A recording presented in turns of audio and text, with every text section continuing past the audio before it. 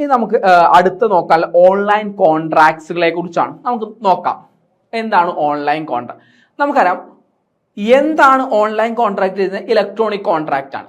എന്താണോ നമ്മളുടെ ഒരു നോർമൽ കോൺട്രാക്ട് നമ്മൾ വരുന്നത് അത് എന്ത് ചെയ്യാ ഡിജിറ്റലി ചെയ്യുക എന്നുള്ളത് മാത്രമാണ് എന്തെന്ന് പറയുന്നത് ഓൺലൈൻ കോൺട്രാക്റ്റുകൾ എന്ന് പറയുന്നത്. അത് നമ്മൾ ഇമെയിൽസ് അല്ലെങ്കിൽ വെബ്സൈറ്റ് ത്രൂ ചെയ്യുന്നതിനാണ് നമ്മൾ ഓൺലൈൻ കോൺട്രാക്റ്റുകൾ എന്ന് പറയുന്നത്. ഓക്കെ, ഇവിടെ പേപ്പർലെസ് ആയിരിക്കും ആ കോൺട്രാക്ട് എന്ന് പറഞ്ഞാൽ ഇലക്ട്രോണിക് ഫോമിലായിരിക്കും ആൻഡ് ടെക്നോളജി ബേസ്ഡ് ആയിരിക്കും വരുന്നത്. പിന്നെ മോഡേൺ ടെക്നോളജി ലീഗൽ ചേഞ്ചസ് ഒക്കെ എന്തിനെ എഫക്ട് ചെയ്യുന്നുണ്ട്? ഇതിനെ എഫക്ട് ചെയ്യുന്നുണ്ട്. And these contract detail essential element of traditional contract. Traditional കോൺട്രാക്റ്റിൽ ഉണ്ടാവും പറഞ്ഞിട്ടുള്ള എല്ലാ എസെൻഷ്യൽ എലിമെന്റ്സ് എന്തിനും ഉണ്ടായിരിക്കാം ഈ ഒരു ഓൺലൈൻ കോൺട്രാക്റ്റിനും ഉണ്ടായിരിക്കണം എന്നാണ് പറഞ്ഞത്. ഓക്കെ, നമുക്ക് ആ ഇൻഫർമേഷൻ ടെക്നോളജി ആക്ടിന്റെ 2000 അതാണ് എന്ത് ചെയ്യുന്നത് ഇതിന് ഈ ഒരു ലീഗൽ റെക്കഗ്നിഷൻ എന്തിനാണ് ഇലക്ട്രോണിക് കോൺട്രാക്ട് ഓൺലൈൻ കോൺട്രാക്ടിന് നൽകിയിട്ടുള്ളത് കേട്ടോ. അപ്പോൾ ഒരു ഓൺലൈൻ കോൺട്രാക്റ്റിൽ എന്തുണ്ടായിരിക്കും? വാലിഡ് ഓഫർ ആൻഡ് അക്സെപ്റ്റൻസ് ഉണ്ടായിരിക്കും. ഒരു എന്തായിരിക്കും കൃത്യമായിട്ടുള്ള ഒരു ഓഫർ ഉണ്ടായിരിക്കും, ഒരു പ്രപ്പോസൽ ഉണ്ടായിരിക്കും. അതിന് എന്ത് ചെയ്യാം മറ്റേ പാർട്ടി അത് അക്സെപ്റ്റ് ചെയ്യുന്നുണ്ടായിരിക്കും. രണ്ട് പാർട്ടീസും മിനിമമാണ്. പിന്നെ intention to create a legal relation, രണ്ടു പേർക്കും എന്താ ഒരു കൃത്യമായ ഇന്റൻഷൻ ഉണ്ടായിരിക്കും. ഇത് കാരണം ഒരു എഗ്രിമെന്റിൽ ലീഗലി എൻഫോഴ്സ് ചെയ്ത് കഴിഞ്ഞാൽ അവർക്ക് എന്തുണ്ടായിരിക്കും ഒരു ലീഗാലിറ്റി ഉണ്ടായിരിക്കില്ല. ആ ലീഗൽ റിലേഷൻ രണ്ടുപേരും സ്വയമേ അംഗീകരിച്ചായിരിക്കും ആ ലീഗൽ ഒബ്ലിഗേഷൻസ് എല്ലാം. പിന്നെ അവിടെ കൃത്യമായിട്ടുള്ള ഒരു ലോഫുൾ ഒബ്ജക്റ്റ് ഉണ്ടായിരിക്കണം. വാലിഡ് കൺസിഡറേഷൻ ഉണ്ട്. അപ്പൊ ഞാൻ നിനക്കൊരു പേന തരുന്നതിന് വേണ്ടി നിനക്ക് എനിക്ക് 5 രൂപ തരണം. അവിടെ എന്താണ് ഒരു വാലിഡ് ഒബ്ജക്റ്റും ഉണ്ട്, അതുപോലെ തന്നെ ഒരു വാലിഡ് കൺസിഡറേഷനും ഉണ്ടായിരിക്കണം. ഓക്കെ, നമ്മുടെ വാലിഡിറ്റി ഒന്ന് സ്ലോ ആയിട്ടുണ്ട്, അപ്പൊ ഒന്ന് ചേഞ്ച് ചെയ്യാം. പിന്നെ നെക്സ്റ്റ് എന്ന് പറഞ്ഞാൽ കപ്പാസിറ്റി ഓഫ് കോൺട്രാക്ട്, അതായത് രണ്ട് പാർട്ടീസ് എന്തായിരിക്കും ഈ ഒരു കോൺട്രാക്റ്റിൽ ഏർപ്പെടുന്നതിന് വേണ്ടി അവർക്ക് എന്തുണ്ടായിരിക്കും കപ്പാസിറ്റി ഉണ്ടായിരിക്കണം. കപ്പാസിറ്റി എന്ന് പറഞ്ഞു കഴിഞ്ഞാൽ ഒരു ഇപ്പൊ നമുക്ക് പറയാ ഒരു ലുനാറ്റിക് പേഴ്സൺ അല്ലെങ്കിൽ അവർക്ക് എന്ത് ചെയ്യാം ചെറുതായിട്ട് ബുദ്ധിക്കോ ചെറിയൊരു സ്ഥിരത ഇല്ലാത്തൊരു വ്യക്തിക്ക് അവരുമായിട്ടുള്ളൊരു കോൺട്രാക്റ്റ് ഒന്നുമല്ല വാലിഡ് ആവില്ല. അതുപോലെ 18 വയസ്സിന് താഴെയുള്ളവരുമായി ബന്ധപ്പെട്ടുള്ള കോൺട്രാക്ട്, ഒരു ഡ്രങ്കൺ പീപ്പിളുമായി ബന്ധപ്പെട്ടുള്ള ഇതൊന്നും വാലിഡ് ആയിട്ടുള്ള അവർക്ക് എന്തെങ്കിലും കപ്പാസിറ്റി ഉണ്ടായിരിക്കും. രണ്ട് പാർട്ടീസ് ഉണ്ടാവും, അവർ ലീഗലി കോമ്പീറ്റന്റ് ആയിരിക്കണം ആ ഒരു കാര്യം ചെയ്യുന്നതിന് വേണ്ടി. ഇപ്പൊ ഗവൺമെന്റ് അല്ലെങ്കിൽ കോർട്ട് എന്ത് ചെയ്യണം അവരെ പപ്പറായിട്ട് അത് ഇൻസോൾവെന്റ് ആയി പ്രഖ്യാപിച്ചിട്ടുണ്ടെങ്കിൽ അവരുമായിട്ട് നമ്മളൊരു കോൺട്രാക്റ്റിൽ ഏർപ്പെട്ട് കഴിഞ്ഞാൽ അത് വാലിഡ് ആവുകയില്ല. പിന്നെ നമുക്കത് പെർഫോം ചെയ്യാൻ കഴിയുന്ന ഒരു കാര്യമായിരിക്കണം. നമ്മൾ ഒരു ചെയ്യുന്ന സമയത്ത് അത് പെർഫോം ചെയ്യാൻ സാധിക്കുകയാണെങ്കിൽ മാത്രമേ എന്ത് ചെയ്യാൻ പറ്റുള്ളൂ അതൊരു വാലിഡ് കോൺട്രാക്റ്റ് ആയിട്ട് നമ്മൾ കാണിക്കുള്ളൂ. പിന്നെ ഒരു ഫ്രീ കൺസേൺ ഉണ്ടായിരിക്കും. അതായത് ആരെ എന്ത് നമ്മളിപ്പോ കഴുത്തിന് കത്തി വെച്ചിട്ടൊക്കെ ഒപ്പിടിക്കാറല്ലോ, അതൊന്നും എന്തല്ല ഒരു കൃത്യമുള്ള എഗ്രിമെന്റ് ആയിട്ട് വരില്ല. ഒരാളുടെ സ്വയമേ സമ്മതത്തോട് കൂടി ചെയ്ത് കഴിഞ്ഞാൽ മാത്രമേ എന്ത് ചെയ്യാവുള്ളൂ ഒരു കോൺട്രാക്റ്റ് വാലിഡ് ആവുകയുള്ളൂ.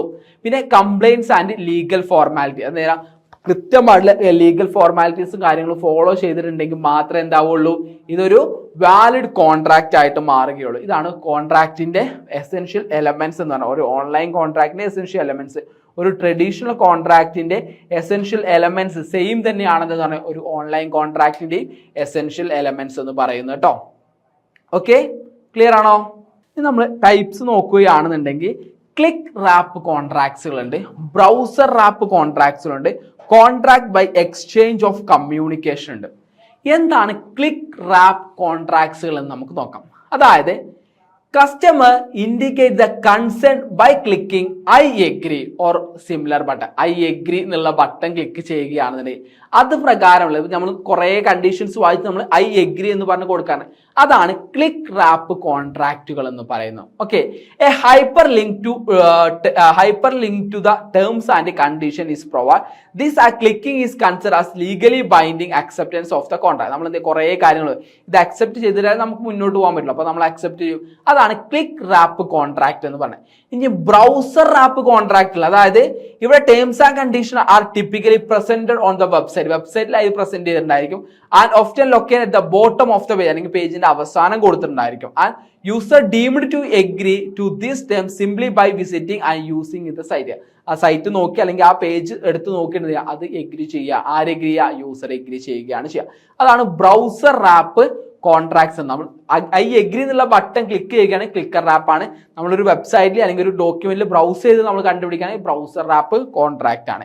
ഇനി contract by exchange of communication ഉണ്ട്. അതായത് These are contracts are formed through the communication platform like email, WhatsApp. ഇമെയിലോ വാട്സപ്പിലൂടെ എന്ത് ചെയ്യുക, നമ്മൾ കമ്മ്യൂണിക്കേഷൻ ചെയ്തിട്ട്, അതായത് ഇലക്ട്രോണിക് ഡാറ്റ ഇന്റർചേഞ്ച് EID ചെയ്തിട്ടാണ് വരുന്നതെന്നുണ്ടെങ്കിൽ അതാണ് contract by exchange of communication എന്ന് പറഞ്ഞത്. ഇങ്ങനെ 3 തരത്തിലുള്ള എന്തുണ്ട്, ഇലക്ട്രോണിക് കോൺട്രാക്ട്സുകൾ ഉണ്ട്. അത് ഇമ്പോർട്ടന്റ് ആണ്, 5 മാർക്സ് ക്വസ്റ്റ്യൻ ആണ്. ഇത് കഴിഞ്ഞ എക്സാമിന് ബ്രൗസർ ആപ്പ് 2 മാർക്കിന് ചോദിച്ചിട്ടുണ്ട്. അതുകൊണ്ട് തന്നെ ക്ലിക്ക് ആപ്പ് നമുക്ക് എന്ത് ചെയ്യാം, ഈ എക്സാമിന് 2 മാർക്ക് നമുക്ക് എക്സ്പെക്ട് ചെയ്യാവുന്ന ഒരു ക്വസ്റ്റ്യൻ ആണ്. അപ്പൊ നമ്മൾ പഠിച്ചു വെക്കുക കേട്ടോ. ഓക്കെ, ക്ലിയർ ആണോ? നമുക്ക് ഫെമയിലോട്ട് പോയാലോ? നമ്മൾ ഇമ്പോർട്ടന്റ് ഏരിയയിൽ, അടുത്ത ഒരു ഇമ്പോർട്ടന്റ് ഏരിയയിലോട്ട് എത്തിയിട്ടുണ്ട്. നമുക്ക് പോയാലോ? ഓക്കെ, നെക്സ്റ്റ് നമുക്ക് നോക്കാനുള്ളത് ഫെമയെ കുറിച്ചാണ്. ഫെമ അതായത് ഫോറിൻ എക്സ്ചേഞ്ച് മാനേജ്മെന്റ് ആക്ട് 1999 1973 തൊട്ട് നിലവിലുണ്ടായിരുന്ന ഫെറ, ഏകദേശം 27 വർഷം നിലവിലുണ്ടായിരുന്ന ഫെറ, അതായത് ഫോറിൻ എക്സ്ചേഞ്ച് റെഗുലേഷൻ ആക്ടിനെ റീപ്ലേസ് ചെയ്തുകൊണ്ടാണ് ഫോറിൻ എക്സ്ചേഞ്ച് മാനേജ്മെന്റ് ആക്ട് നിലവിൽ വന്നിട്ടുള്ളത്. ഫോറിൻ എക്സ്ചേഞ്ചിലുണ്ടായിരുന്ന ക്രൈസിസ് കാര്യങ്ങൾ, അതുപോലെ തന്നെ ആ സ്ട്രിക്റ്റ് കൺട്രോൾസും കാര്യങ്ങളൊക്കെ എന്ത് ചെയ്യുക, കുറച്ചൊന്ന് എടുത്ത് മാറ്റിക്കൊണ്ടിട്ട് ഇന്ത്യയിൽ കുറച്ചുകൂടി ലിബറലൈസേഷൻ ആയിട്ട് ഫോറിൻ ഡെവലപ്മെന്റിൽ അല്ലെങ്കിൽ ഫോറിൻ ഇൻവെസ്റ്റ്മെന്റ് പോളിസീസ് കൊണ്ടുവരിക എന്നുള്ളതായിരുന്നു ഫെമയുടെ പ്രധാനപ്പെട്ട ലക്ഷ്യം എന്ന് പറഞ്ഞത്. ഫെമ ഡെവലപ്പ് ചെയ്ത് 1999 കെയിം ഇൻ ടു എക്സിസ്റ്റൻസ് എന്ന് പറഞ്ഞാൽ 2000 ജൂൺ 1 കേട്ടോ. And the act consist of 49 sections across 7 chapter, 49 sections 7 ചാപ്റ്ററിലായിട്ട് ഇതിൽ പറയുന്നുണ്ട്. And it is enforced by the director of enforcement based on the New Delhi. ED enforcement ഡയറക്ടറിലെ ഡയറക്ടറേറ്റ് ഓഫ് എൻഫോഴ്സ്മെന്റ് ED എന്ത് ചെയ്യാണ്, ആ ഒരു കാര്യം വന്നത് ഏത് പ്രകാരമാണ്, ഈ ഫെമ പ്രകാരമാണ്. ഓക്കെ, അപ്പോൾ എന്താണ് ഫെമയുടെ ഒബ്ജക്റ്റീവ്സ് എന്നുള്ളത് നമുക്ക് നോക്കാം. ഈ ഫെമയുടെ പ്രധാനമായിട്ടുള്ള എന്തായിരുന്നു, ഇന്ത്യയിലെ ലിബറലൈസേഷനും അതുപോലെ ഗ്ലോബലൈസേഷനും അതിനോട് റെസ്പോണ്ട് ചെയ്യുക എന്നുള്ളതായിരുന്നു ഫെമയുടെ പ്രധാനപ്പെട്ടിട്ടുള്ള എന്തെന്ന് പറയുന്നത്, ഫെമയുടെ പ്രധാനപ്പെട്ടിട്ടുള്ള ഒരു ഒബ്ജക്റ്റീവ് എന്ന് പറയുന്നത്. ഫെമയുടെ പ്രധാനപ്പെട്ടിട്ടുള്ള ഒബ്ജക്റ്റീവ് എന്ന് പറഞ്ഞിട്ടുണ്ടായിരുന്നു കേട്ടോ. അപ്പൊ നമുക്ക് എന്ത് ചെയ്യണം, ഫെമയുടെ പ്രധാനപ്പെട്ടിട്ടുള്ള ഒബ്ജക്റ്റീവ്സ് നമുക്ക് നോക്കേണ്ടതുണ്ട്. അപ്പൊ നമുക്കൊന്ന് നോക്കാം എന്താണ് ഫെമയുടെ പ്രധാനപ്പെട്ടുള്ള ഒബ്ജക്റ്റീവ്സ് എന്നുള്ളത്. ഫസ്റ്റ് പറഞ്ഞേ, simplify and consolidate foreign exchange laws. Foreign exchange ലോസിനെ കൺസോളിഡേറ്റ് ചെയ്ത് ഒന്ന് സിംപ്ലിഫൈ ചെയ്യുക എന്നുള്ളതായിരുന്നു എന്തെന്ന് പറയുന്നത്, ഇതിന്റെ പ്രധാനപ്പെട്ടിട്ടുള്ള ഒരു ലക്ഷ്യം എന്ന് പറയുന്നത്. Simplify and consolidate foreign exchange laws എന്നുള്ളതായിരുന്നു ഫസ്റ്റത്തെ എന്തെന്ന് പറയുന്നത്, അതിന്റെ പ്രധാനപ്പെട്ട ഫസ്റ്റത്തെ ഒബ്ജക്റ്റീവ്. രണ്ടാമത്തെ, facilitate external trade and payments. എന്താണ് എക്സ്റ്റേണൽ ട്രേഡിനെയും പേയ്മെന്റിനെ ഫെസിലിറ്റേറ്റ് ചെയ്യുക എന്നുള്ളതായിരുന്നു രണ്ടാമത്തെ കാര്യം എന്ന് പറഞ്ഞാൽ, facilitate external trade and payments. മൂന്നാമത്തെ, promote to orderly development. Promote orderly development അല്ലെ, promote orderly development of India foreign exchange market. Foreign exchange മാർക്കറ്റിൽ എന്താണ്, അവരുടെ ഓർഡർലി പേയ്മെന്റ്സും കാര്യങ്ങളൊക്കെ എന്ത് ചെയ്യുക, പ്രൊമോട്ട് ചെയ്യുക എന്നുള്ളതാണ് മറ്റൊരു കാര്യം വന്നിട്ടുണ്ടായത്. അതാണ് മറ്റൊരു ഒബ്ജക്റ്റീവ്സ് ആയിട്ട് പറഞ്ഞത്. പിന്നെ align with global trade framework, especially in world trade organisation. World trade ഓർഗനൈസേഷനുമായിട്ട് എന്താ, അതിനോട് അലൈൻ ചെയ്ത് വർക്ക് ചെയ്യുക. അതാണ് അടുത്തൊരു എന്തെന്ന് പറയുന്നത്, അതിന്റെ ഒരു ഒബ്ജക്റ്റീവ് പറഞ്ഞത്. നെക്സ്റ്റ് പറയുന്നത് സപ്പോർട്ടിംഗ് ഒബ്ജക്റ്റീവ് ആയിരുന്നു, അതായത് ലിബറലൈസേഷൻ, പ്രൈവറ്റൈസേഷൻ, ഗ്ലോബലൈസേഷൻ. LPG എന്ന് പറഞ്ഞില്ല 91 കൊണ്ടുവന്ന അതിനോട് കൃത്യമായിട്ട് എന്ത് ചെയ്യുക, ഇന്ത്യൻ മാർക്കറ്റ് റെസ്പോണ്ട് ചെയ്യുക. അപ്പൊ ഔട്ട്ഫ്ലോയും അതുപോലെ ഇൻഫ്ലോ ഓഫ് ഫോറിൻ എക്സ്ചേഞ്ചും കാര്യങ്ങളൊക്കെ ഇൻക്രീസ് ചെയ്യുക, നമ്മുടെ എക്സ്ചേഞ്ച് റിസർവ് ഇൻക്രീസ് ചെയ്യുക എന്നുള്ളതായിരുന്നു പ്രധാനമായിട്ടുള്ള എന്തെന്ന് പറഞ്ഞ ഇതിന്റെ ലക്ഷ്യം എന്ന് പറയുന്നുണ്ടായിരുന്നു കേട്ടോ. ഇത് കൂടാതെ ഫെമയ്ക്ക് ഒരുപാട് ഫീച്ചേഴ്സ് പറയുന്നുണ്ട്, ഫെമയുടെ സ്കോപ്പ് പറയുന്നുണ്ട്. ഇതൊക്കെ നമ്മൾ നോക്കി വെക്കണം. പിന്നെ contravention and penalty under FEMA പറയുന്നുണ്ട്. അതുപോലെ തന്നെ പിന്നെ എന്താണ് പേഴ്സൺ അപ്പലേറ്റ് ട്രിബ്യൂണൽ, എന്തായിരുന്നു RBI inspect authorised person under FEMA ചോദിക്കുന്നുണ്ട്. പിന്നെ ഓപ്പർച്യൂണിറ്റീസ് ആൻഡ് ചലഞ്ചസ് ആണ്. അപ്പൊ നമുക്ക് അതൊക്കെ ഒന്ന് പെട്ടെന്ന് നോക്കാം. നമ്മൾ ഒബ്ജക്റ്റീവ്സ് പറഞ്ഞു, ഫീച്ചേഴ്സ് പറയുകയായിരുന്നുണ്ടെങ്കിൽ ഇതൊരു റെഗുലേഷൻ അതോറിറ്റി ആയിരുന്നു അല്ലെ, അതായത് സെൻട്രൽ ഗവൺമെന്റ് ഡയറക്റ്റ്ലി റെഗുലേറ്റ് ചെയ്തിട്ടുള്ള നമ്മുടെ പേയ്മെന്റ്സും കാര്യങ്ങളൊക്കെ ചെക്ക് ചെയ്യുന്നതിന് വേണ്ടിയിട്ടും ഔട്ട്സൈഡ് ഇന്ത്യ ആയിട്ടുള്ള പേയ്മെന്റ്സും കാര്യങ്ങളും ചെക്ക് ചെയ്യുന്നതിന് വേണ്ടിയുള്ള ഒരു റെഗുലേറ്റിംഗ് അതോറിറ്റി ആയിരുന്നു ഫെമ എന്ന് പറഞ്ഞാൽ. ട്രാൻസ്പെറന്റ് ആയിരുന്നു കാര്യങ്ങളെല്ലാം എന്ന് പറഞ്ഞത്. ട്രാൻസാക്ഷൻ കൺട്രോൾ ആയിരുന്നു, അതായത് ഫോറിൻ എക്സ്ചേഞ്ചുമായി ബന്ധപ്പെട്ടുള്ള എല്ലാ അതൊരു ഓതറൈസ്ഡ് പേഴ്സണെ ഡിഫൈൻ ചെയ്തുകൊണ്ട് കൺട്രോൾ ചെയ്തത് ഫെമ ആയിരുന്നു.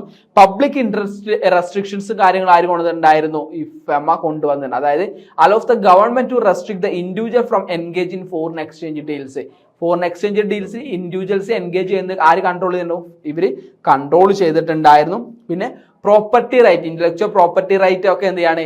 Grants Indian resident to right to hold the transfer of foreign security or property acquired residing abroad. അതൊക്കെ എന്ത് ചെയ്യണം? ഇതിന്റെ ഭാഗമാണ്.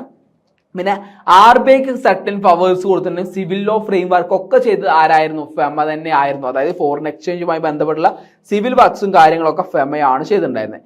ഈ ഇതിന്റെ സ്കോപ്പ് നോക്കുകയാണെന്നുണ്ടെങ്കിൽ, ജിയോഗ്രഫിക്കൽ ആപ്ലിക്കേഷൻ നോക്കുകയാണെന്നുണ്ടെങ്കിൽ ഇന്ത്യയിലും ഇൻക്ലൂഡിങ് ഇന്ത്യൻ എൻറ്റിറ്റീസ് അബ്രോഡിലും എല്ലാത്തിലും എന്ത് ചെയ്യായിരിക്കും ഇത് ആപ്ലിക്കബിൾ ആയതും.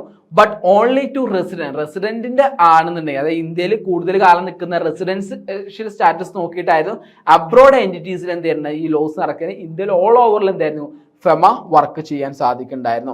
സബ്ജക്ട് മാറ്റർ എന്ന് പറഞ്ഞു കഴിഞ്ഞാൽ ഇൻബോണ്ട് ആൻഡ് ഔട്ട് ബോണ്ട് ഇൻവെസ്റ്റ്മെന്റ് എല്ലാം as well as trade between India and other countries എല്ലാം എന്തായിരുന്നു ആരാണ് മാനേജ് ചെയ്യുന്നുണ്ടായിരുന്നത്? ഈ ഒരു ഫെമ തന്നെ ആയിരുന്നു. പിന്നെ ട്രാൻസാക്ഷൻ ടൈപ്പ് എന്ന് പറഞ്ഞു കഴിഞ്ഞാൽ most current account transaction free ആയിരുന്നു.